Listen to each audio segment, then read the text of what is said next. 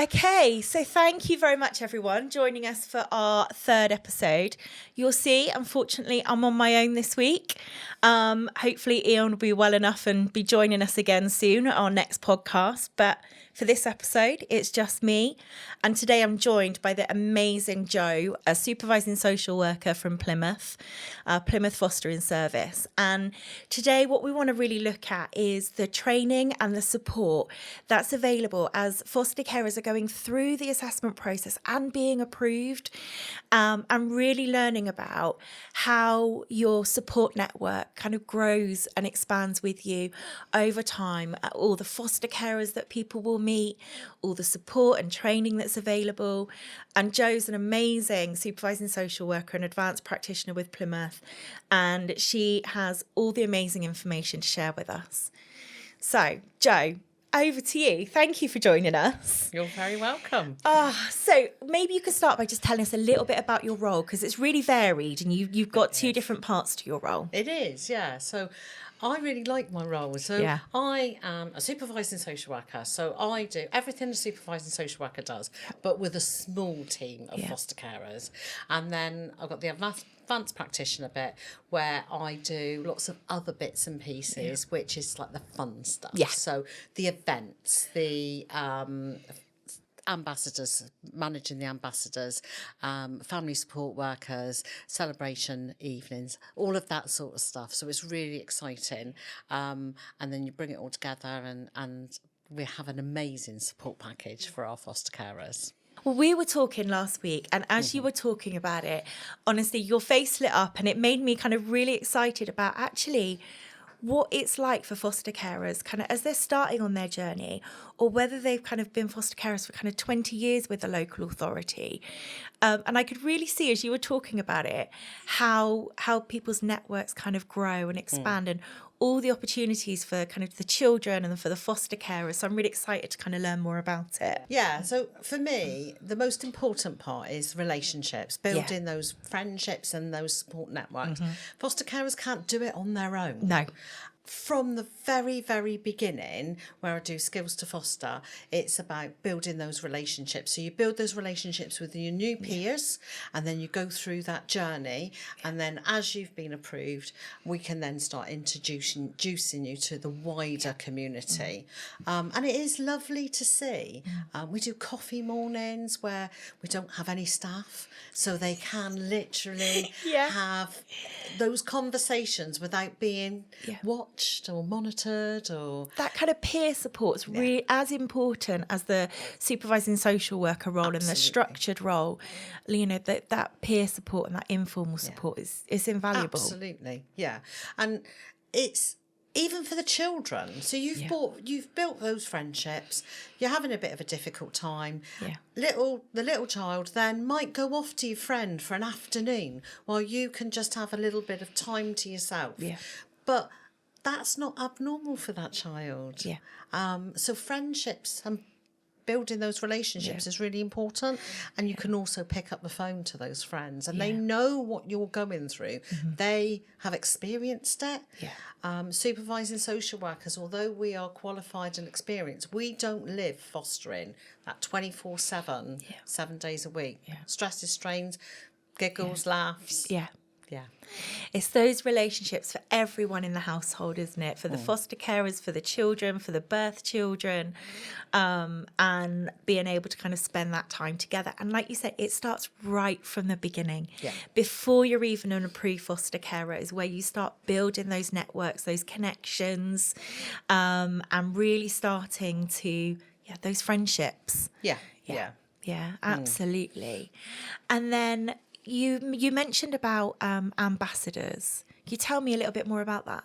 Yeah, so we've got 3 now. We started off with 2. Yeah. We've now got 3 ambassadors. They are the voice of the foster carers. Yeah. So what is going well in fostering? What's not going so well? Yeah. We need to know what's going well. We can continue to do it. Yeah. What do we need tweaking? So they will come to our parenting, like your parenting groups, or maybe your parent and carer forum. That's all right. Go on. We all I can't remember. Corporate parenting panel. It's a mouthful, isn't it? Oh, but so they'll go to your corporate parenting panel, your ambassadors, and corporate parenting panel. I think we'll come on to that because it's really important that people understand that a little bit more as well. But they are kind of advocating for foster carers and for children looked after, and helping their voice to be heard with the people that make the decisions within children's services. Yeah, we also do fostering forums. So foster carers meet with senior managers and voice sort of, what they would like to see fostering to look like. But our ambassadors will also be there. So they will be driving those themes. Yeah. So it's not naming names, it's literally gaining themes of, I've spoken to a couple of carers and they are finding that this service is lacking. Yeah. Can we move forward with making it a bit better? Yeah. So, the ambassadors have moved so many things. So we've had really good uplifts on their allowances. Yeah. That has been through the ambassadors. Okay. The council tax allowance, that's been through the ambassadors. So people have listened. Yeah. They're really invaluable. What is your council tax kind of discount? You mentioned that. So there is terms and conditions. Yeah. They do need to foster for 182 days, I think it is, from April in that financial year. They also have to make sure their training's up to date, and then they also have to make sure their recordings are up to date as well. But if that's what they, if they meet the terms and conditions, they get full council tax rebate. Oh, wow. Which is amazing. Absolutely. And foster carers have advocated and been able to support that and being able to have that heard within the kind of people that making the decisions. Absolutely. But we also pay for the council tax if you do not live in Plymouth. So if you live on our border, we will give you the money. Yeah. Yeah, which is something that's amazing. And we are seeing more and more local authorities in the southwest who are looking at or have already looked at kind of the council tax offer and other offers for foster carers, all through ambassadors or through foster carer associations or, because they might be kind of called different things in different local authorities. And again, it's making sure that foster carers are being heard and helping create that change. Because it also improves that change for the children as well. Yeah. Yeah. Okay. So we have your ambassadors. And what about when people first start on their journey? We've talked about something called skills to foster. Yeah. Don't know if you could maybe expand a little bit more about that and what it is people will experience. Yeah. So all new carers, but anybody that will be transferring over from agencies will do the skills to foster. Yeah. So it literally is what it says on the tin. Yeah. It gives you the skills to foster, so it helps you understand what fostering is about, how you can support the child with their fostering journey with you. So we'll be looking at some of the jargon that we use. We'll be looking at the trauma, how to apply PACE parenting, therapeutic parenting, looking at sort of the support that you can get, what is expected of that foster carer with the family time, and it then also allows you to build those networks with like-minded new foster carers. Yeah. And it's really exciting, isn't it? Being on a skills to foster kind of group. It's amazing. You get to see foster carers kind of making friends and starting on their journey. You see people going, oh, okay, I really get this. I was actually thinking maybe I might foster young people and children. Maybe actually I want to foster teenagers. Yeah. And people really starting to think about actually what their home may look like with children in there. And they're really fun and exciting as well as some of the hard-hitting, harder conversations. You've talked about trauma and something called PACE. PACE is something we haven't actually mentioned before. So PACE is, for anyone who kind of doesn't know, is an approach to parenting that stands for playfulness, acceptance, curiosity, and empathy. And we're hoping to be able to expand on that in some other episodes that we've got coming up for everybody. But it is that's the start of the journey, isn't it? Start of the education, of the learning journey. Absolutely. Yeah. I mean, it is a challenging time to parent children that have gone through trauma. But you're not on your own. You're not on your own. Not on your own. No. I was going to say you're on your own. You're on your own. No, you're not. You're not on your own. You're not on your own. But I think that's what people think when they first come into fostering, is that, or thinking that they're not going to go into fostering because they're worried that they're going to be on their own. You know, we talk about confidentiality and not being able to share the children's stories and the situations with your own kind of family and friends. So who is your network? And that's where it starts. That's where they start building it. Yeah. Is that you are not on your own in fostering. No, absolutely not. You've got the team around the child. Yes. So you've got, we've got in-house CAMS team. Yeah. Which actually sit just behind us. Amazing. We've got the nursing team. Yeah. And then just past the nursing team and the CAMS team, we've got the child social workers. Yeah. So, you can reach out to many professionals. Yeah. Although you're looking after that child, it is about a village. It takes a village to raise a child, and you're not. We really need to stress that we are not on our own. Yeah. And you have that support that you can plug into. Yeah. Absolutely. And I think that's the one thing that kind of is quite unique about fostering for a local authority, is the relationships with the child social worker and the foster carer social worker. And like you said, there's a team around the child. Yeah. From the day that they come to live with you, that there is a team around that child. And that team continues to care for that child with you, with the foster carer. But then, I've seen some really beautiful kind of like training where the child social worker and the foster carer social worker have been on training together, and then the foster carers have been there. And I think because everybody is having that training coming from the same model and the same approach. Definitely. Yeah. Yeah. And everyone so therefore is working together and they know what they're talking about. Yeah. Yeah. It is really important. Yeah.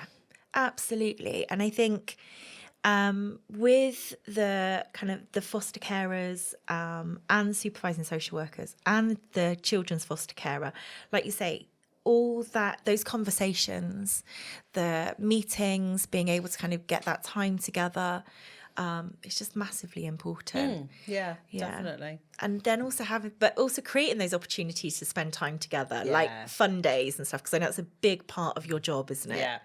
Yeah. That's the bit I really love enjoy. it. So we've got a lovely team that do the events with me. Yeah. So they are made up of foster carers. Okay. So we do over the last 3 years when I took it over, we started off with a fun day and we've made it bigger and better. Yeah. This year we've got all of the emergency services come in with their vehicles. Yeah. I'm really excited about that. That's going to be amazing. It's going to be amazing, Yeah. We've got bouncy castles, we've got games, but then we did the challenge last year where I was like, let's go and build a grotto. It was fantastic. But it's always like the next challenge is let's make it better. Yeah. So we had a grotto, we had a Father Christmas, we had a games room, we had a little under threes room, and then we had the food as well. So it was a really Christmassy feeling. Staff came. It was on a Saturday. Awful weather. Yeah. But and then we do like every school holidays we'll do something. Yeah. So during the summer we've got something every week. Yeah. So we do things like going to woodlands, learning to surf. There's lots of different things. All of this is free to foster carers, their birth children that are living in the house, as well as the foster children. And what is lovely is to see the children all building those friendships, and they want to come and go, is so-and-so coming? Yeah. Yes. So they have a lovely day out. Yeah. So, and it allows those foster carers to have those times where they can just meet up with their friends, have a chat while the children are playing. Absolutely. It's natural. It's amazing, isn't it, to see those, and your children in care fun days and your kind of Christmas experiences and the holiday activities. They're just amazing. Yesterday I was on a fostering walk with one of the local authorities, and there were foster carers, there were children looked after, there were children, birth children, people had also brought their school friends that had come along, and it was just beautiful seeing everybody all together, the children looking out for other children that they know, meeting up, going off down to the beach, and it's just so beautiful to watch. Yeah, it is. Yeah. And you really see kind of foster carers making those kind of having those friendships, those connections, and just saying that it's what they really needed. They've been looking forward to it. It is. It's really exciting because you see it growing and growing. I mean, the closed events that we do, like the fun day and the Christmas, we have over 200 people going. That's amazing. And it's just fantastic to see. Yeah. But we've got a coach trip as well. Where are you going? So we're going. Depends on when this comes out. Okay. So we're going to keep that one quiet for the children. We don't want to spoil surprises. You'll be editing that bit. We'll pull that bit out. So we've got a trip coming up. Yeah, we've got a coach trip. As a local business that have heavily supported us, and then we're going off to an attraction further upfield. So it's really exciting. And we did one a couple of years ago to Longley. Three coaches we had. Three Three coaches. I missed it. I was gutted. But it was fantastic that we could see these carers and the children having a day out, and they're arriving together and they're building those networks because they're on the coaches for a couple of hours. So it was lovely. It's lovely to see. What else have I done? The celebration evening recently. Yeah, I always manage to say, yes, I can do it. I didn't even organise my own wedding. I had to organise this. So we just had a big celebration for the foster carers to say thank you, and it was lovely. Again, staff were there, and it was just for the adults to get together, have a bit of a boogie, and it was just lovely. We had the counsellor there, and her on the dance floor. Don't know if you can say that though. I'm sure they won't mind. And managers as well. So we all came together, and it was lovely, lovely to see. And that's what it is. It's that connection. It's the relationships. It's everyone working together. And actually, it's not a 9 to 5 and then it stops. It is into the weekends, to the evenings, and everyone kind of having a part and everyone kind of working together. Yeah, absolutely. And it is really lovely to see, like you said, kind of having the counsellors come on down. I was with one of the counsellors yesterday, and she was just so pleased with how many foster carers had turned out for this event. And it was a short walk. It was 45 minutes there and back, but the foster carers really kind of knew that they would value the support of other foster carers, the children spending time together. But I think as well, these events that you've talked about, they allow children who are looked after to spend time with other children who are also looked after. Yeah. And there's that unspoken, you kind of know what this feels like. Yes. Yes. And that's why I'm really keen to continue these, because sometimes people will say, actually, we're having a tricky moment today. I don't know if we can go. But other foster carers will get that. Yes. And they will support. Yeah. And then they give you the support. Yes. And, the family support workers are there as well. So they can come and support as well. Because that's what they're there. They're there to support the foster carers. So if that means, giving you 5 minutes, so they're going off in the water to learn to surf with the child, and it allows you to have a coffee with one of your friends for 5 minutes, it's needed. Yeah, absolutely. And there's something about that foster carers having kind of that support in those moments. Like you said, we do hear it like, the last time, that they saw their brother, it was really difficult for them. So maybe we won't do that kind of this time. And actually events like you're talking about, they're the perfect place or can be for a number of children, because there's the support for the carers, for each of the children, and everyone around gets it. Yeah, that's really, really important. Yeah, everyone gets it. So there's so many things that happen then for foster carers, for children looked after on their entire, through their journey. That the support is there, and it's almost like your fostering world starts to be created almost from day one. And starts to grow and expand and get even bigger, and kind of going on that as you're kind of going on that journey. I mean, it's a community, and that's what we need to build that sense that you are joining a community. There is those chances to go into the Mockingbird, which I know that you've spoken about before.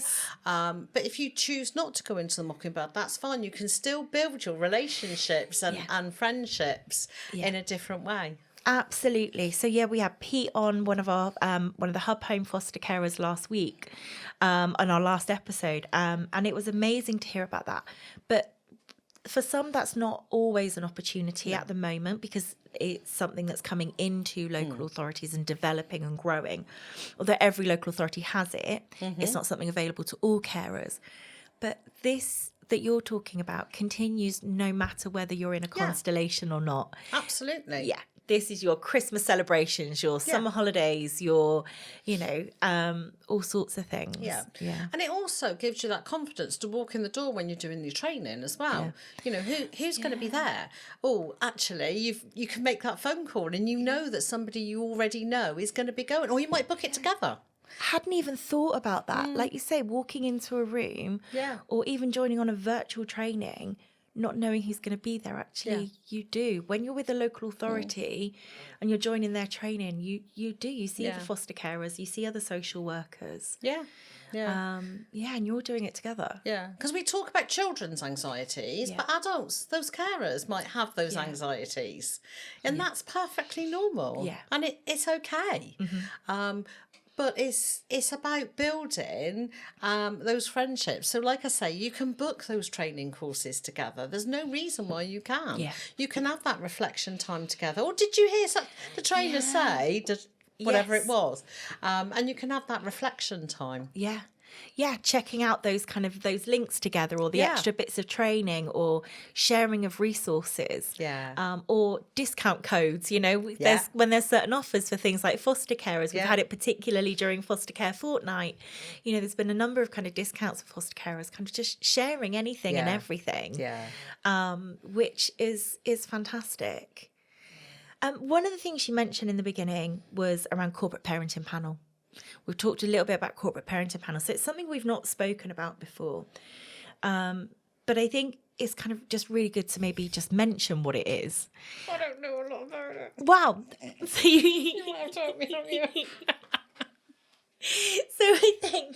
I think it's good to talk about, because we've got corporate. So when a child becomes looked after, they are looked after, and the corporate responsibility for that parenting comes under the local authority. But actually it is wider. The corporate responsibility in caring for children is the entire community. Absolutely.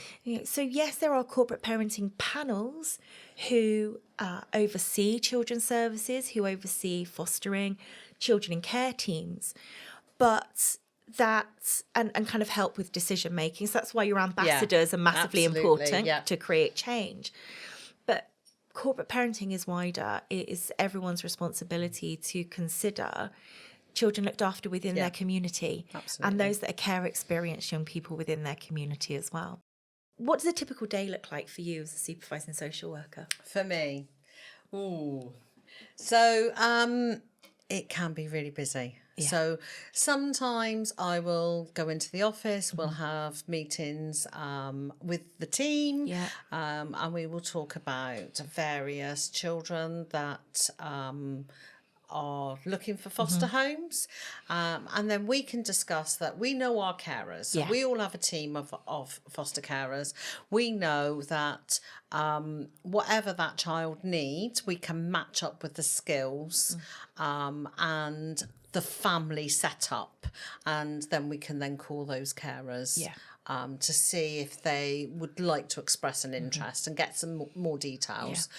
I can be having meetings and supervision with the family support workers, or I might be going out. I visit our foster carers regularly. So if you're within your first year, it'll be every 4 weeks at least.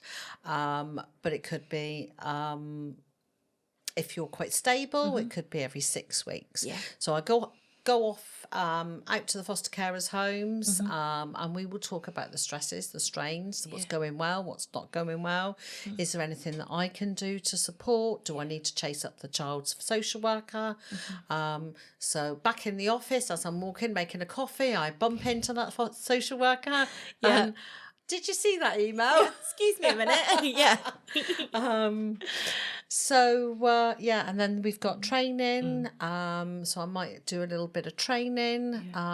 Support groups are really important. So we'll do some support groups for foster carers, where again we'll come together and give some time to the foster carers to just share their experiences and what they might be struggling with, and then those other foster carers can give them advice, or we can give them advice. Or if we need to pick that up and take it further, we can. And then obviously during school holidays, I'll be doing different events. There will be the forum that I do and the summit. Oh my There's goodness. lots of things I do. I don't get bored. Definitely not. And I might have a few cup of coffees in between. But what I picked up from there, though, is that what you provide to a fostering family is individual. Yes. So whether it, in terms of timescales, in terms of what groups they may go to or training you might be recommending, it's very individual to that family unit. Absolutely. Yeah, because it might be that they've got a child and they're struggling with a particular behaviour. And is it that they need some additional training that they've identified, or they've expressed an interest? They'd like to know a little bit more about particular conditions like autism. So we can then source those pieces of training that other foster carers might also be interested in. Because that's it. What you're experiencing, or what the foster carer may be experiencing, isn't the first time. There will be other foster carers who've had something similar, or training that has been kind of recommended, or other foster carers who are going through something similar and also want some training. So you would then go and find something that's bespoke to what might be happening for those people. So again, the training is individualized, and it's something that you're not on your own with it. You know, it's unique to your family situation in that moment. But whether it's kind of linked to kind of being school, kind of anxieties around school, or maybe worries around family time, or difficulties in sleeping, you're able to then find the kind of other foster carers who've experienced something similar, get that peer support, but then maybe also find something a little bit more formalised or structured for people. Because that training and that learning never stops as a foster carer, does it? It doesn't. No. And I was just thinking then, we did the fostering forum, and it came out, there was a couple of foster carers saying about the PEP meetings, so the personal education planning meetings for school. And they just wanted a little bit more information. So again, we'll be putting on a workshop to help those foster carers understand those questions that they've raised. Absolutely. And all that learning as we're kind of going through all the different kind of things that they're experiencing. Yeah, absolutely. It sounds like, I mean, I can tell you love your job. You talk about absolutely. it. And being able to support all those kind of foster carers as well, and all the children that kind of need it. But it very much again, and I've probably said this already, but that it just feels like that community around foster carers and around the children just continues to grow and mold and develop depending on what's going on in that moment. And even in some kind of more difficult times, the support is there. And I think particularly within local authority fostering, and the relationship, the support, the knowledge, the information sharing, the relationships. And I think at the heart of everything you've talked about is the relationship, isn't it? Absolutely. Yeah. And you did touch on about the fact that, the relationships and that we've got, that we share with the child social worker. Yeah. Along with that, we use the same systems. Yes. And so a foster carer might actually ask, how did such and such happen, at court? Yeah. What was the outcome of the court? We can look on the system. Yeah. So again, it's bringing it all together. Yeah. And that's really important. Yeah. Yeah, absolutely. That sharing of information and the ease of accessing that information. Yeah. What about, obviously we've talked a little bit about kind of the peer support that's kind of available. What's available to kind of foster carers, in the evenings when you're not around and, maybe when the children's social worker has gone home? What kind of services or support is around for foster carers more into the evening? Yeah, I mean, we can do the buddy-in system. It's not for everybody. Oh, okay, yeah. So we can link newer carers into experienced carers. Yeah. So they can then ask those questions that they might not want to ask a supervising social worker. We do support groups of an evening if that's what they wanted. But I also hear a little story that they also sort their own little social events out. And again, isn't that lovely to hear? Yeah. They all might go out for a meal every now and again. So something's working, isn't it? It is. Yeah. Absolutely. You just reminded me, I overheard a conversation yesterday where a group of foster carers were arranging their next curry night. Yeah. And then there was another fostering family that I was speaking to on Friday. And they're going on holiday with another fostering family that they've met, and all the children are going together as well. And I just think, those relationships and that peer support and the time for the children, the time for the carers, it's just fantastic, and your community continues to build. Absolutely. And then kind of with all the different training. So we've talked about skills to foster. And that, again, is where people's journeys kind of really start with fostering. And then do you kind of have much to do with maybe the TSDs, the kind of the training standards in your kind of first year of approval? Might be something I don't actually have my finger in that No? pie. However, we've got an amazing family support worker that's putting on workshops. Yeah. And I heard one of the foster carers say, although they knew what to do within the TSDs, it allowed her to get into that rhythm of starting it. Because obviously you only get 12 months. Yeah. And that 12 months flies by. Yeah. But when she attended, she said, actually, it's not that hard, is it? And when they talk about it, she said, I'm just writing about what I do. And I was like, yeah, but it brings it to life. Yeah. So, And the thing is, I think also, if we haven't got the support in place for anything that you need, I hope we pride ourselves in listening and then putting on that support that carer wants. So if it is, like the TSDs, we were noticing people were struggling. So again, it's putting on that workshop. You can attend it if you want to. You don't have to. No. But it's that additional support of they go through each stage. I think it's monthly. Yeah. Yeah. And so for people who don't know, so TSDs, now I always get this the wrong way round. It's around the training and standards and development of foster carers. I don't quite never remember the acronym. So what we'll do is we'll put it up at the bottom of the screen.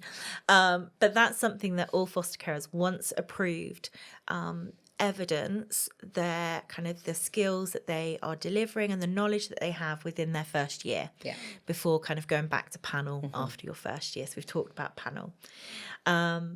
But again, even with the TSDs, you're picking and choosing what works for you. Yeah. Or what the foster care is picking and choosing what works for them and what they need. Yeah. You know, and you also mentioned about actually some of the stuff that you do is in the evenings. Yeah. You know, because some foster carers are working. Absolutely, yeah. I mean, they're either working or they might need their partner to come home from work so they can go. Yeah.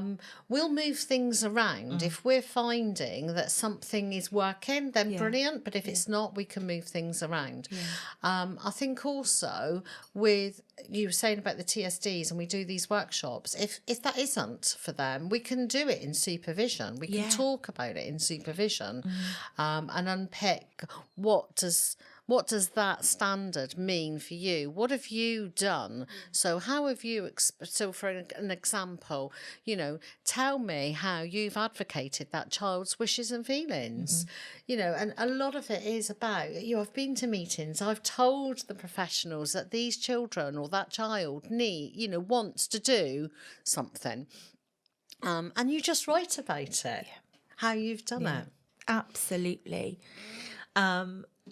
And there was something that I kind of just picked up from you then as well, was around foster carers being involved and being around the team, around the child, and involved in decision making and being able to advocate for children.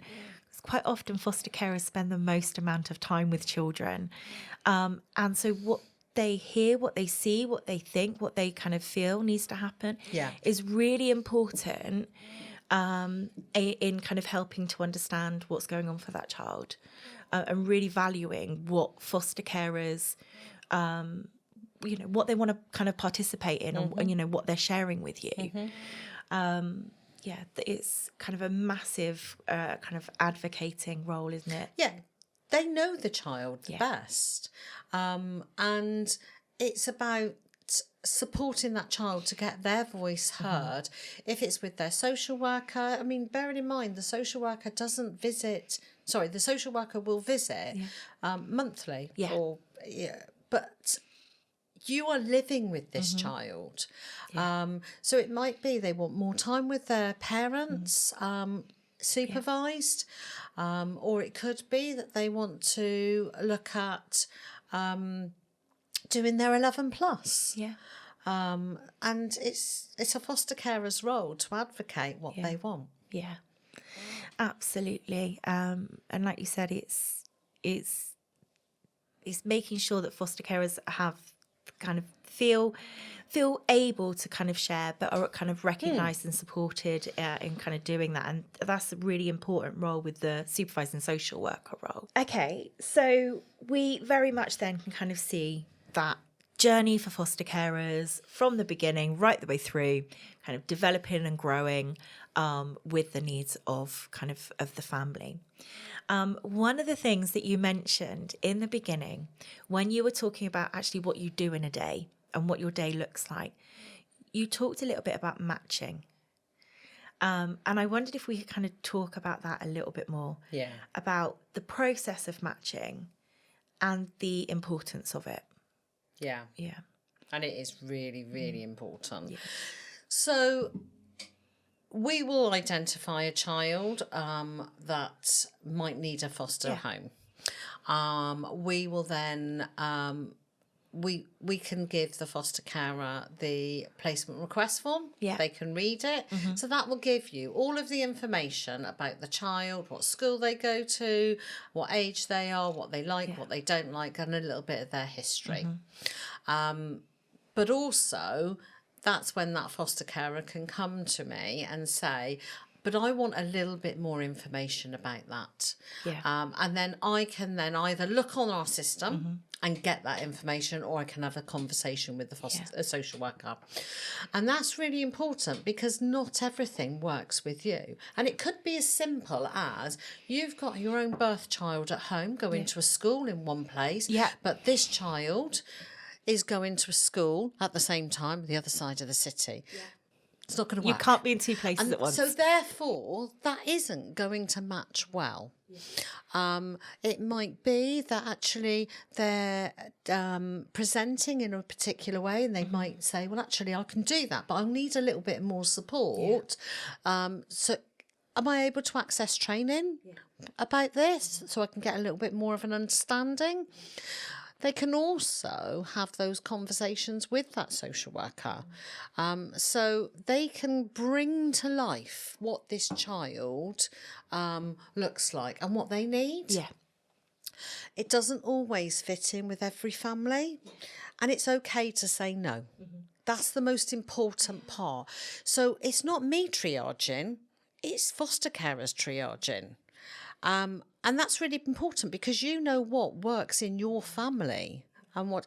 So I've got foster carers that they will consider a child, they'll take it back, they'll speak to their partner, they'll speak to their children, obviously taking out the confidentiality bit, but they'll give them a bit of a summary of and work out, is this going to fit in with their family? It becomes a family decision. Absolutely. Yeah. Absolutely. I mean, I've got carers where they might say, do you know what?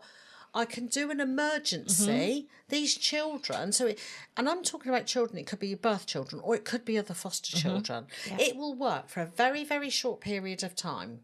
And that's okay. Yes. Yeah. Absolutely. And that matching is so important. And that's also part of why the Form F assessment is so important as well. Yeah. Because then we really get an understanding of the fostering family, to be able to have that profile, to then look to see if there are matches. And like you said, a match might not be a long-term match, but in a short-term arrangement, we would be able to make that work until we can find the long-term match that would suit. Yeah. And that's something, again, within local authorities, the matching is done with the child social worker, with the fostering social worker, with the fostering family, with the child all together, and really looking at that. Yeah. And I think because we, as supervising social workers, work so closely with our foster carers, we know roughly what is going to work and what's not going to work. And I remember I had one foster carer, she I phoned her and I said to her about this child, I said, you might not want to take, but just hear me out. I gave her a little bit of a briefing and she was like, we'll see. She phoned me back within 10 minutes and said, yeah, it's gonna work. But I'd been with her for quite a few years, and I knew. You knew. I knew. Yeah. And that's it. You're building up your relationship with them. You know the families. Yeah. But again, it all comes back to the relationship, doesn't it? Absolutely. Yeah. The relationship and the communities that people can build within fostering, and the communities that are around the child, the family. All together. And it's one of the most crucial things when people are thinking about fostering is the relationships. Yeah, it is. It gives you that ability to say, actually, I can do it. Yeah. There is, life isn't plain sailing, but you have that community that will support you and help you through. Yeah. And to see people grow, and give confidence to the children as the foster carers are growing is lovely. It's lovely to see. Yeah. You see, like you said, the children kind of growing, developing, seeing them in their friendship groups, feeling a bit more confident. It's really beautiful to see. Yeah. Okay. So thinking about that then, and going on to kind of thinking about a piece of advice. Something that you would like to tell people that are thinking about fostering and maybe just started on their journey. What piece of advice do you think you'd like to share with them? So the piece of advice I would give would be to those ones that are new. Yeah. You can't do it alone. You really do need to build a relationship, a network. Like I said earlier, it takes a village to raise a child. And in Plymouth, we are very much... You are part of a community, and you have lots of opportunities to build that those relationships with other foster carers, family support workers, to your ambassadors, and your supervising social workers. Yeah. Absolutely, that's amazing. And that family that you're kind of building will look different for every family's village will look different. Yes, absolutely. And it does take a village, and that might be through Mockingbird, it might be through the fostering services, however it's structured, all the things that we've talked about today. And everyone's village will look different, but there's a village around every family and around every child. It is, yeah. Amazing. Thank you so much for joining us, Jo. It's been amazing to kind of hear about all the amazing things for Plymouth, but also being able to think about those things that we also know are happening within all other fostering services as well across the Southwest. You know, thinking about ambassadors or foster care associations, kind of pre-approval training, post-approval training. But I think you've really captured it when you said around it takes a community, and that community starts from day one. So thank you ever so much for joining us. Thank you for having me. Really no enjoyed problem. it. Thank you. Thank you.